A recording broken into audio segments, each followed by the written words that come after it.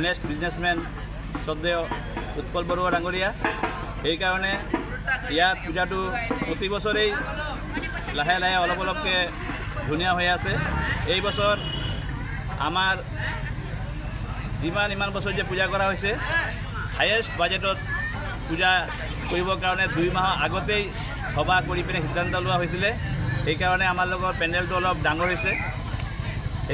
পিছত আমাৰ গোটেই অসম তথা ভাৰতবৰ্ষৰ সকলোৰে মৰমৰ, সকলোৰে শ্ৰদ্ধেয় জুবিনদাৰ আকস্মিক মৃত্যু হোৱাৰ পিছত আমাৰ যিবিলাক সাউণ্ড বক্স বা অন্যান্য চেল্ফি পইণ্ট থাকে সেইবিলাক আমাৰ বাতিল কৰা হ'ল। আমাৰ পূজাটো আধ্যাত্মিক আৰু মাংগলিক যিটো অনুষ্ঠান সেইটোতে পূৰা গুৰুত্ব দিয়া হৈছে। আৰু পূজাত যেনেকুৱা কাশী ঘণ্টা বজোৱা হয় তেনেকুৱা ঢাকিটো থাকে, সেই ঢাকিটো ঠিক কৰা হৈছিলে।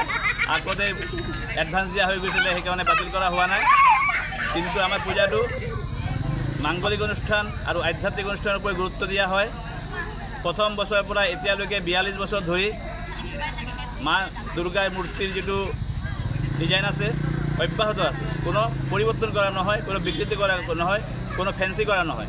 আপোনালোকে চাব ক'ৰবাত আজি অসুৰৰ পিছফালে বধ কৰা হৈছে, কালি অসুৰটো ওলটি আছে, কিছুমান বস্তু অলপ দৃষ্টিকটু হয়। কিন্তু আমাৰ যিটো মূৰ্তিৰ ডিজাইন এইটো 42 বছৰ ধৰি একেই ডিজাইন অব্যাহত আছে। প্ৰতি বছৰে অলপ অলপ ধুনীয়া কৰা হৈছে সকলো।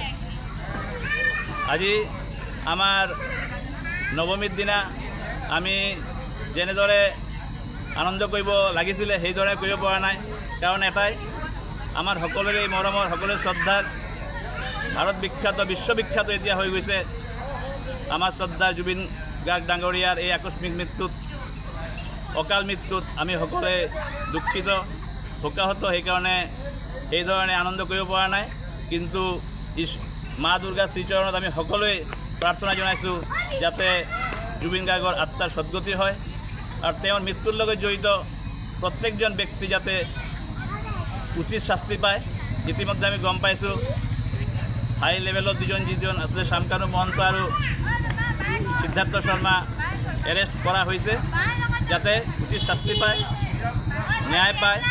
আৰু আমাৰ জুবিন গাৰ্গৰ শ্ৰদ্ধাৰ অনুষ্ঠান আমি টিভিত দেখি আছোঁ। অকলে অসমত নহয়, গোটেই ভাৰতবৰ্ষত শ্ৰদ্ধাঞ্জলি দি আছে। তেওঁলোকে এতিয়া গম পাইছে জুবিন গাৰ্গ কোন আছিলে।